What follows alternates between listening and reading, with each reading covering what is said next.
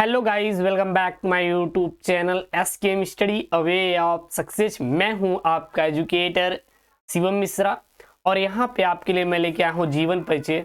आप कहेंगे गुरुजी रुकिए रुकिए रुकिए रुकिए, कमेंट बॉक्स जो है वो साहित्यिक परिचय से भरेगा, ये कैसे आप बता रहे हैं?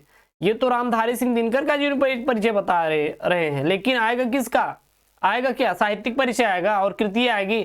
अरे यार, जीवन परिचय साहित्यिक परिचय एक ही है। थोड़ा सा यार उनके जन्म और तिथि के बारे में बताने के बाद उनके साहित्यिक योगदान बता दीजिए, साहित्यिक परिचय हो गया। तो ये जीवन परिचय साहित्यिक परिचय दोनों को बहुत बड़ा लेवल पे मत बना दीजिए अलग अलग, दोनों एक ही है। थोड़ा सा साहित्यिक बस उनके योगदान बता दीजिए, काम खत्म।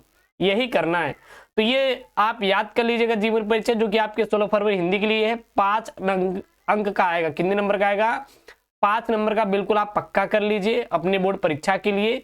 इससे बाहर आने वाला एक भी क्वेश्चन नहीं है, इस बात की 100% गारंटी मैं दूंगा। मुझसे लिख के ले लीजिए कि यहाँ से बोर्ड में भाई साहब छाप कराइएगा, और ये क्वेश्चन बिल्कुल आपको छाप के आना है। बहुत इंपॉर्टेंट यहाँ पे मैं क्वेश्चन लिया हूँ जो कि 5 नंबर का आएगा। जितने भी जीवन परिचय मैं पढ़ा दे रहा हूँ और यही बस पढ़ के चले जाइएगा, काम खत्म। और ज्यादा कुछ भी पढ़ने की आपको जरूरत बिल्कुल भी नहीं है। अगर आपको लग रहा है नहीं सर मुझे और एक्स्ट्रा पढ़ना है, तो आप पढ़ लीजिए, कौन मना किया है। आप ऐसे भी क्वेश्चन पढ़ लीजिए जो कि बोर्ड में आए ही ना, तो कोई मतलब नहीं है ना। आप स्मार्ट वर्क करिए, हार्ड वर्क तो सब कर रहे हैं यार, आप स्मार्ट तरीके से आप छाप कराइएगा। तो ये जो जीवन परिचय है साहित्यिक परिचय है वो है रामधारी सिंह दिनकर। किसका है? रामधारी सिंह दिनकर का जीवन परिचय। How to write Ramdhari Singh Dinkar जीवन परिचय, बायोग्राफी ऑफ रामधारी सिंह दिनकर। तो रामधारी सिंह दिनकर का ये भाई साहब जीवन परिचय है, इसको आप लोग छाप लीजिएगा, ठीक है ना। और यहाँ से आपके क्वेश्चन बहुत ही चौचक आते हैं बोर्ड परीक्षा में। बोर्ड परीक्षा मतलब बार बार आपके बोर्ड परीक्षा में क्वेश्चन यहाँ से पूछे जाते हैं। क्वेश्चन ये रहेगा कि आप इनका जीवन परिचय लिखिए, सीधी सी बात है। चलिए हम लोग आज याद कर लेते, खत्म कर देंगे आज ये जीवन परिचय पूरा हम लोग खत्म कर देंगे।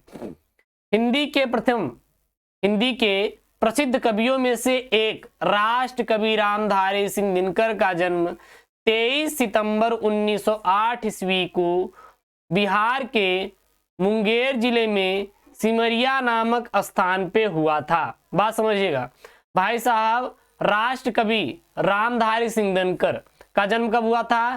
23 सितंबर 1908 ईस्वी में हुआ था। हिंदी के प्रसिद्ध कवि और राष्ट्र कवि, हिंदी के प्रसिद्ध कवियों में से एक राष्ट्र कवि का जन्म, और राष्ट्र कवि कौन थे? रामधारी सिंह दिनकर का जन्म 23 सितंबर 1908 ईस्वी को बिहार के मुंगेर जिले में सिमरिया नामक स्थान पर हुआ था। इनकी प्रारंभिक शिक्षा गांव के प्राथमिक विद्यालय से प्राप्त की एवं 1928 ईस्वी में मैट्रिक के बाद रामधारी सिंह दिनकर जी ने पटना विश्वविद्यालय से 1932 ईस्वी में इतिहास में बीए ऑनर्स किया। बात समझिएगा, इनकी जो प्रारंभिक शिक्षा हुई थी वो बिहार के एक प्राथमिक विद्यालय से हुई, लेकिन फिर बाद में इन्होंने 1908 ईस्वी में, देखिए यहाँ पे 1908 ईस्वी में मैट्रिक के बाद 1928 ईस्वी, माफी चाहेंगे, 1928 ईस्वी में जब इन्होंने अपनी मैट्रिक परीक्षा पास कर ली, मतलब कक्षा 10वीं पास करने के बाद ये पटना विश्वविद्यालय से 1932 ईस्वी में इतिहास में बीए ऑनर्स किया।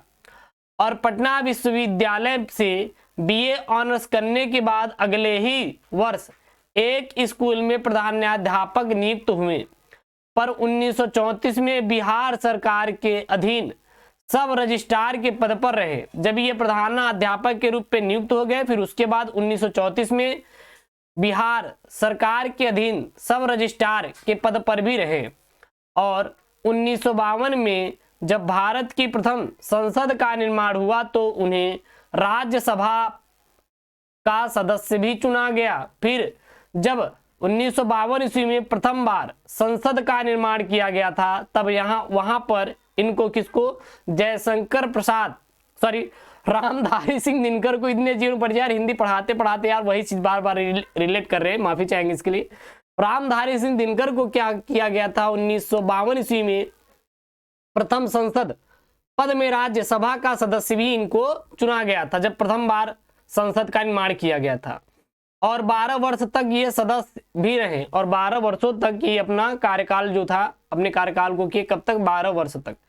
और 1965 ईस्वी में भागलपुर विश्वविद्यालय का कुलपति नियुक्त किया। यानी कि फिर इन्हें 1965 ईस्वी में भागलपुर, जो कि बिहार में है, विश्वविद्यालय का कुलपति भी इनको नियुक्त कर दिया गया। लेकिन अगले ही वर्ष भारत सरकार ने उन्हें 1965 से 1971 तक अपना हिंदी सलाहकार नियुक्त कर लिया गया। फिर इनको बाद में देखिए कितना इनको पद मिले।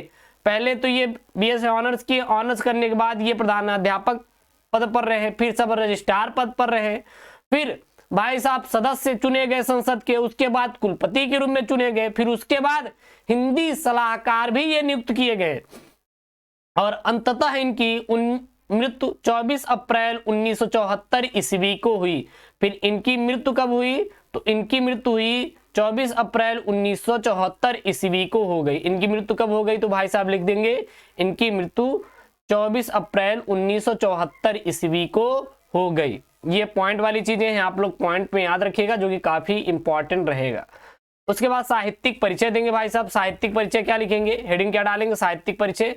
साहित्यिक परिचय में आप लिखेंगे हिंदी के सुविख्यात कवि रामधारी सिंह दिनकर छायावादोत्तर काल के सर्वश्रेष्ठ कवि थे। हिंदी के सुविख्यात कवि रामधारी सिंह दिनकर छायावादोत्तर काल के सर्वश्रेष्ठ कवि थे। उन्हें प्रगतिवादी कवियों में से भी सर्वश्रेष्ठ समझा जाता है। और जो प्रगतिवादी जितने भी कवि थे, इनमें से सबसे ज्यादा सर्वश्रेष्ठ किसको माना जाता है? रामधारी सिंह दिनकर को माना जाता है।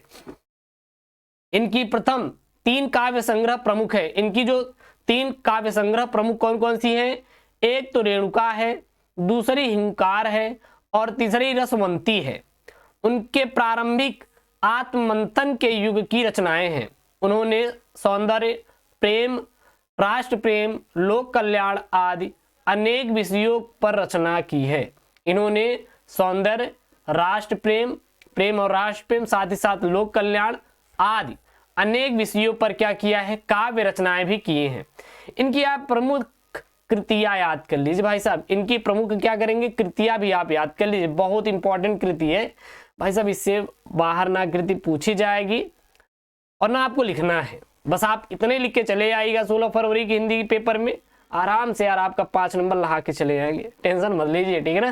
टेंशन नहीं लेना है। दिनकर जी सामाजिक और आर्थिक समानता और शोषण के खिलाफ कविताओं की रचना की। उनकी प्रमुख काव्य रचनाओं का संक्षिप्त परिचय इस प्रकार है। इनकी प्रमुख रचनाएं कौन कौन सी है? लिख लीजिए। रेणुका है, हुंकार है, सामधेनी है, रसवंती है, उर्वशी है, रश्मिरथी इत्यादि रामधारी सिंह दिनकर की प्रमुख कृतियां हैं। रामधारी सिंह दिनकर की प्रमुख कृतियां हैं। एक चीज ऑब्जेक्टिव में बनता है कि ज्ञानपीठ पुरस्कार मिला था, तो ज्ञानपीठ पुरस्कार मिला था रामधारी सिंह दिनकर को कुरुक्षेत्र यानी कि उर्वशी काव्य पर ज्ञानपीठ पुरस्कार मिला था। किसको मिला था? रामधारी सिंह दिनकर को। इनकी भाषा शैली कौन सी थी? तो इनकी भाषा शैली खड़ी त्याग बोली थी। भाषा खड़ी त्याग बोली थी, जिसमें राष्ट्रीयता का स्वर, बलिदान, राष्ट्र प्रेम की भावना से ओतप्रोत है। और उनके काव्य की भाषा संस्कृत की तत्सम शब्दावली से युक्त खड़ी बोली है और भाषा में ओज एवं भाष प्रसाद शैली का प्रयोग है। तो ये भाई साहब जीवन परिचय आप लोग लाड लो, तैयार करके जाइएगा। इसी बार आपके बोर्ड में 16 फरवरी को हिंदी के बोर्ड में आने वाला नहीं है, तो ये तैयार कर लीजिए। काफी इंपॉर्टेंट वाला जीवन परिचय है यार, छाप लीजिए और चैनल को यार सब्सक्राइब कर लीजिए। मिलते हैं नेक्स्ट वीडियो में, तब तक के लिए जय हिंद।